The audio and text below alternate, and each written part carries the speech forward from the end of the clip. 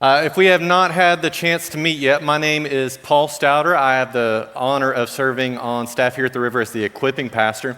And I'm excited because today we are starting a new sermon series called Kings and Prophets. And if this is your first time, as a church, we've been reading through the Bible in a year this year, and you're still welcome to jump in with us.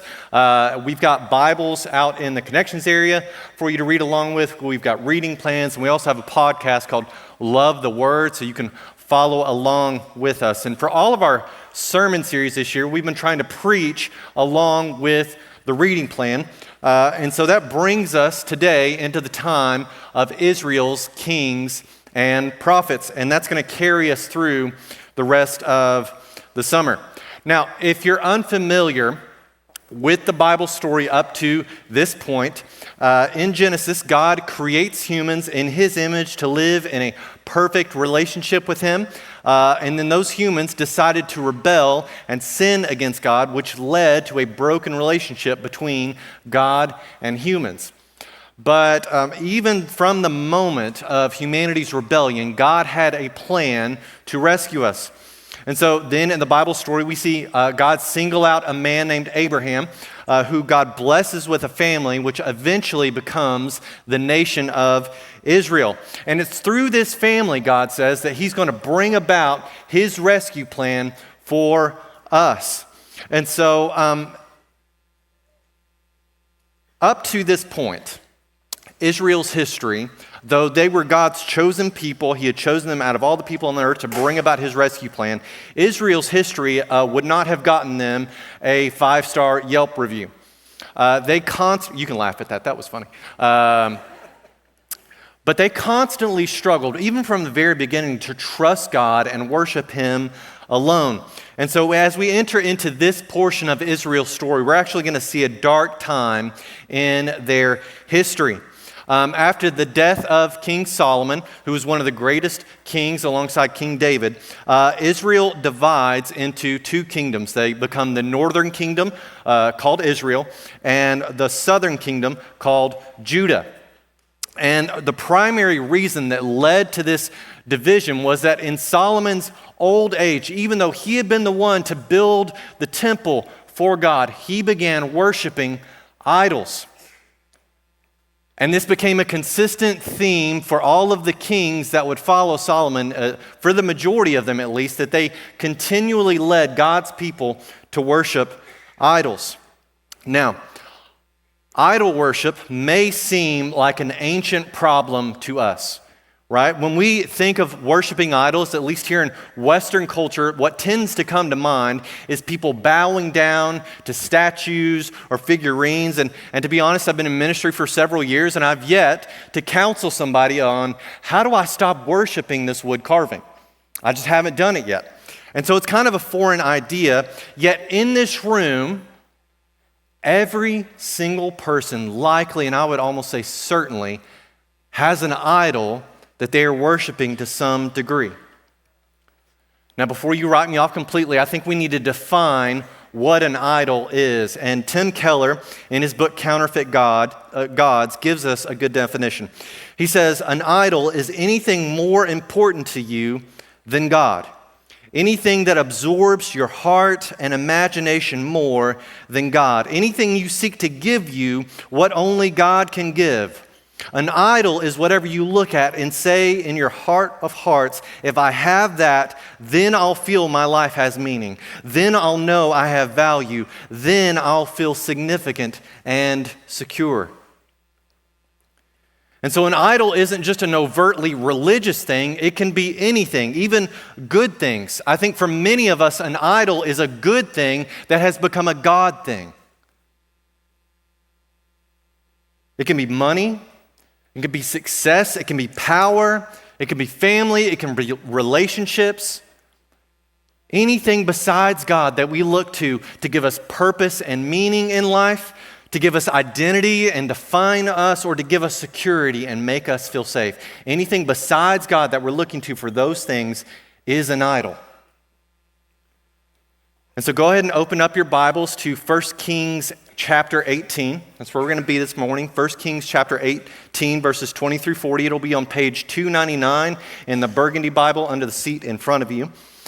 And in this passage, we're going to see a showdown between the idol that the kingdom of Israel had given themselves over to at this time and the one true God. So let's start in verses 20 through 21, 1 Kings 18. It says, "So Ahab summoned all the people of Israel and the prophets to Mount Carmel.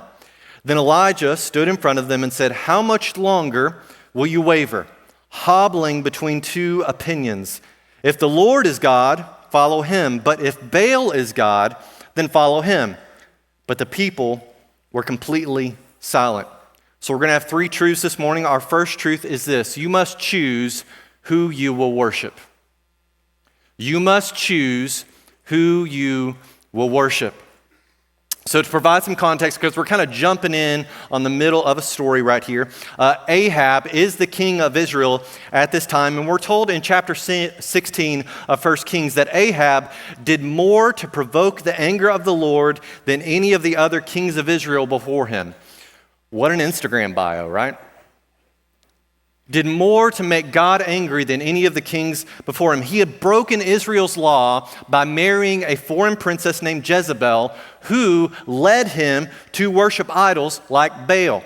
Ahab even went so far as to build a temple, an altar for Baal, and set up other locations in Israel for idol worship. And this flies in the face, if you're familiar with the Old Testament at all, this flies in the face of the first two commandments of the 10 that God gave to Israel. Number one was, you must not have any other God before me. And number two, you must not make for yourself an idol of any kind or an image of anything in the heavens or on the earth or in the sea. You must not bow down to them or worship them, for I, the Lord your God, am a jealous God who will not tolerate your affection for any other gods.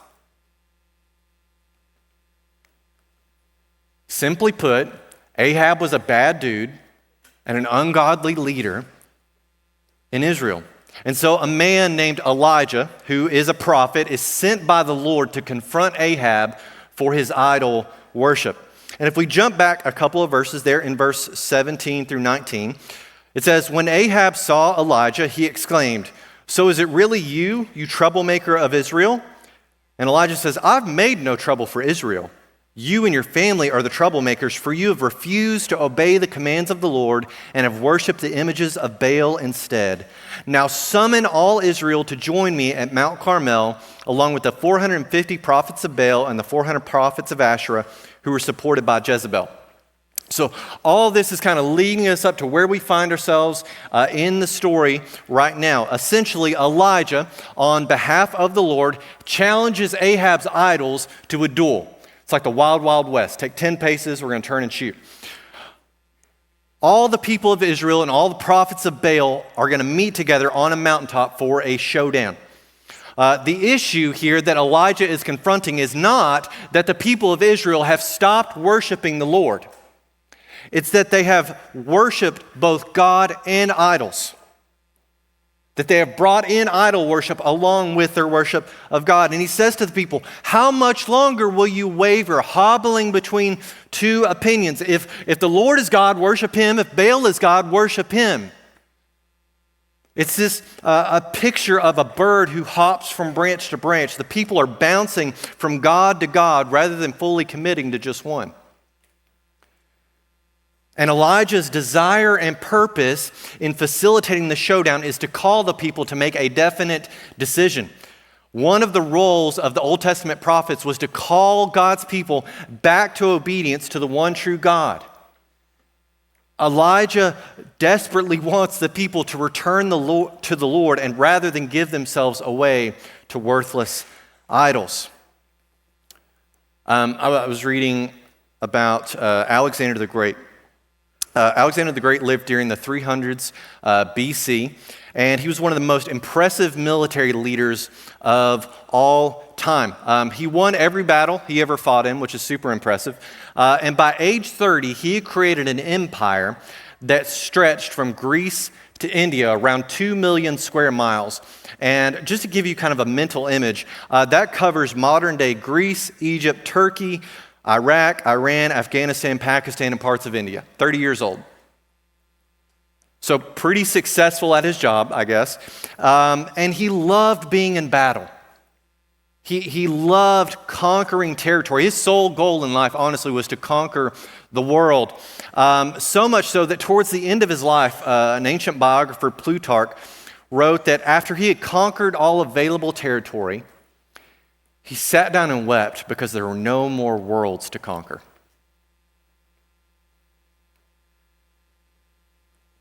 See, every one of us, Christian or not, likely has something that we're worshiping, an idol that we're worshiping, something that you're looking to outside of God to define you or make you feel happy or safe. Some achievement or label or title or circumstance you believe will make you feel whole or give you what you are truly longing for. And this isn't new. Humans have been doing this all throughout human history. John Calvin wrote 500 years ago, "The human heart is a perpetual idol factory." But if we are to follow Jesus, he draws a line in the sand. He says there is no room on his throne for anyone or anything else. You must give yourself to him fully and completely. He says, whoever wants to follow me must take up their cross and follow me alone, worship me alone, live and die for me alone. Does that mean we can't have goals or desire good things? No, not at all. But it does mean that those good things can never become ultimate things. And the reason God does this is because he knows so much more than we do, that every idol you give yourself to will only let you down and lead you to destruction. Which leads us to our second truth for this morning. Worshiping idols leads to recklessness. Worshiping idols leads to recklessness. Let's look at verses 22 through 29.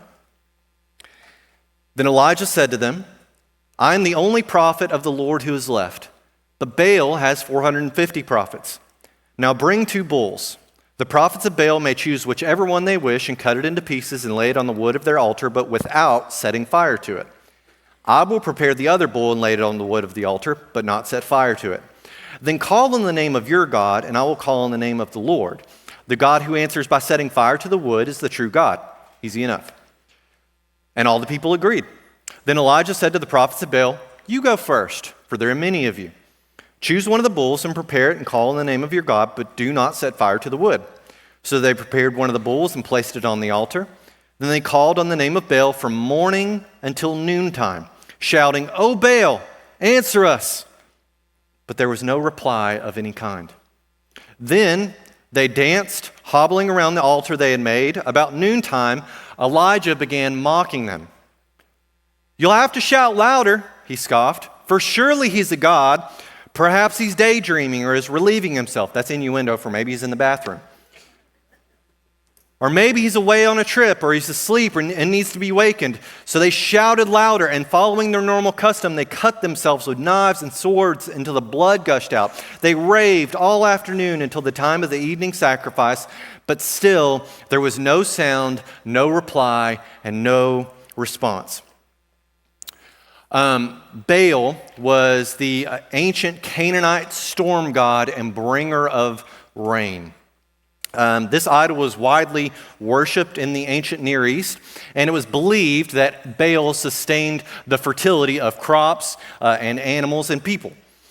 The irony is in 1 Kings 17, about a chapter before, the Lord gives Ahab, who had brought Baal worship into Israel, he gives him a message through Elijah saying, as surely as the Lord, the God of Israel lives, the God I serve, there will be no dew or rain during the next few years until I, the Lord, give the word. This began a 3-year-long drought in Israel. It didn't rain a drop.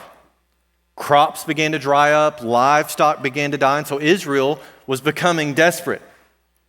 And so Elijah says, okay, we're going to see who the real God is. your idol, Baal, or the Lord, Yahweh. So he has them set up an altar and call out to their God to rain fire down from heaven to consume the sacrifice. If Baal really is God, surely this won't be that hard for him. And so the 450 prophets of Baal begin calling out to their God. They call out all morning to their idol to answer them. And it says, there was no reply of any kind. And then the prophets think, okay, we're going to have to try harder. We've got to convince our God to work. So they start dancing, I don't know what that was, dancing and limping around the altar. Elijah mocks them. He says, maybe you need to yell louder. Maybe he's distracted or he's taking a potty break. Maybe he's on vacation or he's napping and you need to wake him up. At this point, the prophets become reckless. They're so desperate to prove their idol is real that they begin cutting themselves and bleeding all over the place. And still there was no sound, no reply, no response from Baal. When I turned 18, I was desperately trying to figure out who I was and what I wanted to do with my life, like all 18-year-olds. I wasn't a Christian, and so naturally I looked to the world and I looked to my friends, sources of great wisdom, to tell me how to live life. And the message that I got, the kind of like core values that I came away with was as a guy, you need to work out obsessively, you need to make a lot of money, you need to buy a nice truck, get good at drinking, and sleep with whoever you want. If you do those things, you'll be happy, you'll be fulfilled, you'll have a satisfied life. That's the gospel of the American, really. And so I did for a few years.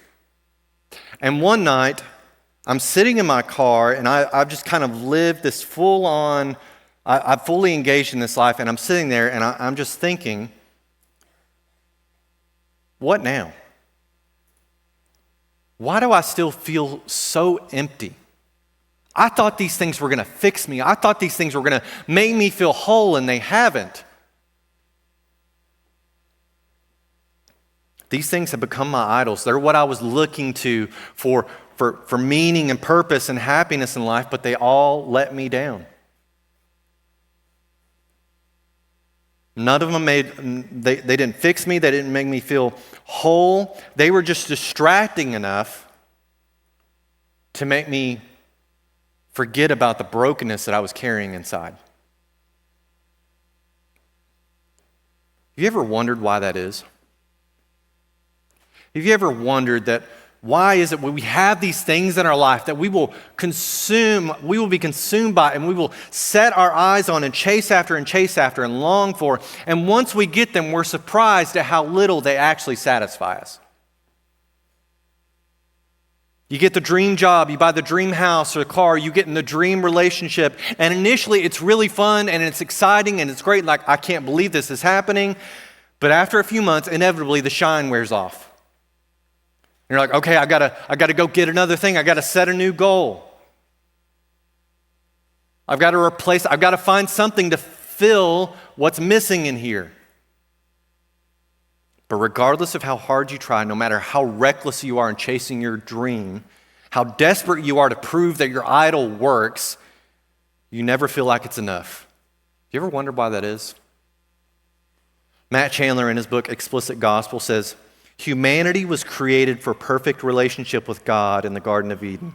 And ever since sin entered the world, we've been trying to get back to that perfection, back to Eden. But nothing in this broken world can fill that longing. We try to fill it with success, relationships, pleasure, or religion, but they always fall short. What we really crave is the presence of God as it was in Eden. He wrote that a few years ago, but C.S. Lewis in his book Mere Christianity wrote several decades ago, if I find in myself a desire which no experience in this world can satisfy, the most probable explanation is that I was made for another world. You were hardwired by God to worship something. And what sin does is it takes that hardwired desire to worship and it points it towards anything else but God. And we often try relentlessly to make idols do something that they can never do. Because we're all longing for the good life, for the abundant life. Yet the abundant life that you want, the fulfillment that you're after, can't be found in anyone or anything but Jesus. Jesus says so himself in John 10:10. The thief comes to steal, kill, and destroy. You could replace that with the idol comes to steal, kill, and destroy. But Jesus says, I have come to give you a rich and satisfying life. A relationship with Jesus himself is the thing that you're craving. It's the abundant life that you're after. But in order to receive that life, the true God calls us to do something first. This leads us to our third truth. Worshiping God leads to repentance. Worshiping God leads to repentance. Let's look at verses 30 through 40. Then Elijah called to the people, "Come over here." And they all crowded around him as they repaired the altar of the Lord that had been torn down. He took 12 stones, one to represent each of the tribes of Israel, and he used the stones to rebuild the altar in the name of the Lord.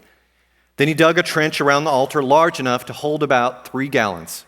He piled wood on the altar, cut the bull into pieces, and laid the pieces on the wood.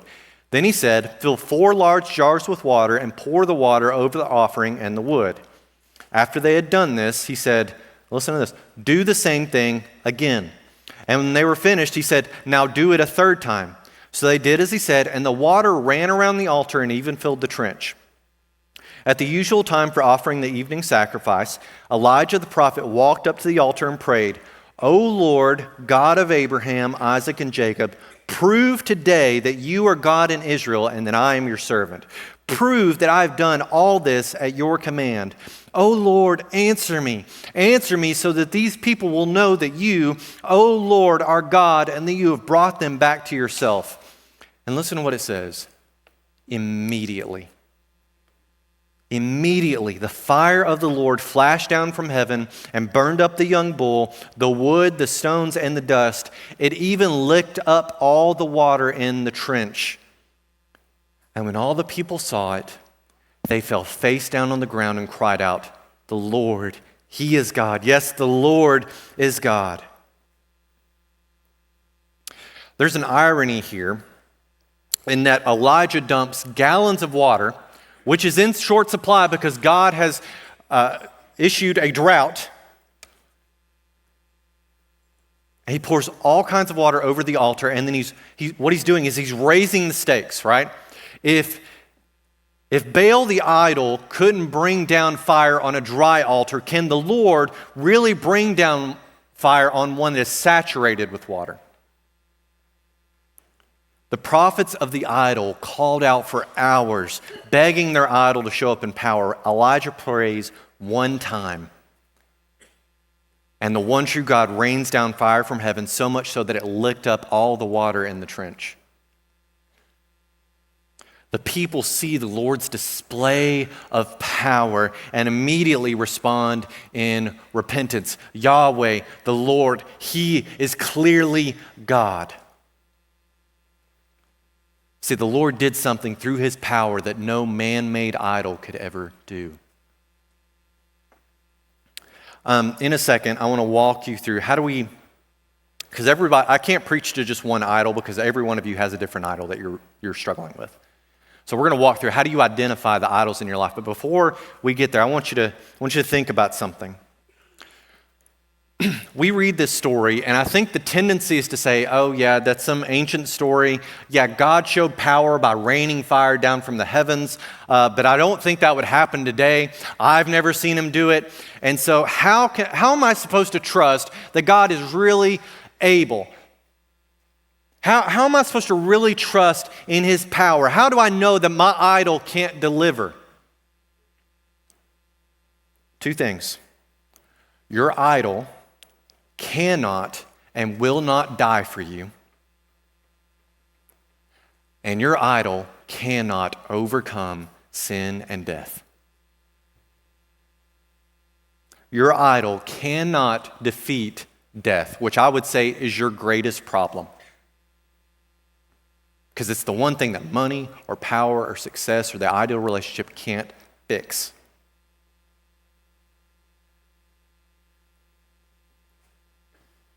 See, the central claim of Christianity is that this man named Jesus, who lived 2,000 years ago, he was really God.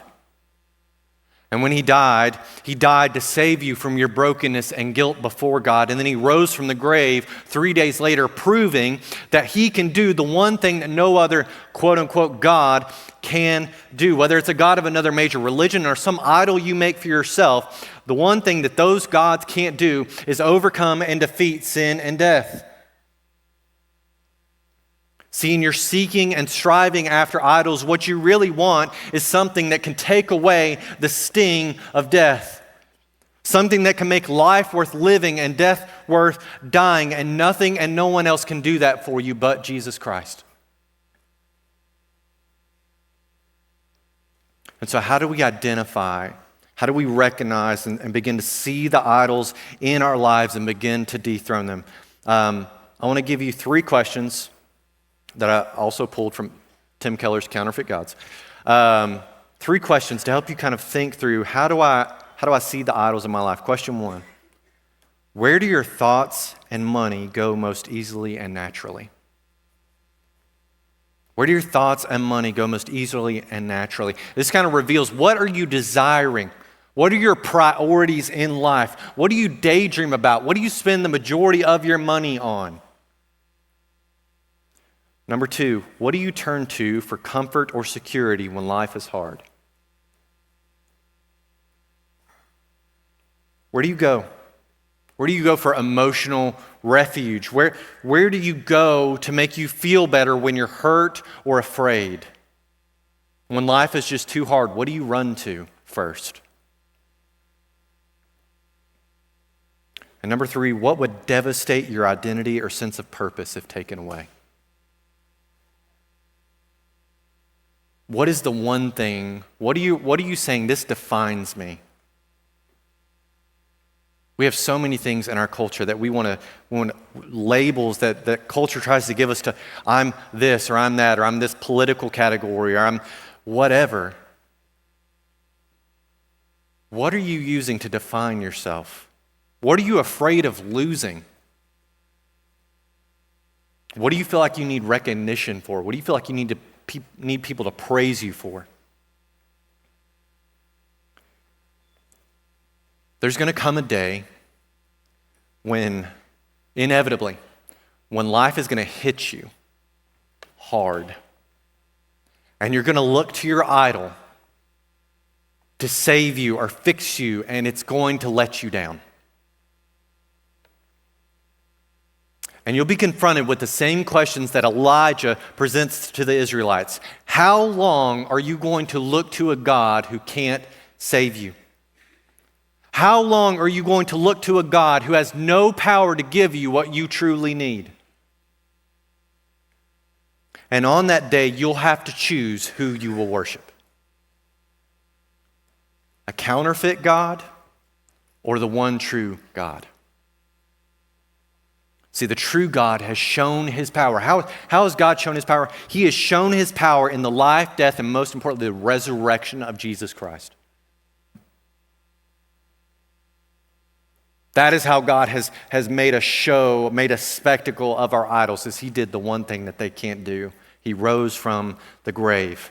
And it's only when we recognize the greatness of what he has done for us, people who have rejected his love, rejected his goodness, and has gone our own way, only when we realize the very real sacrificial love that God has for us sinners, that will we realize that no other quote-unquote God you look to, no other idol you've made for yourself will do.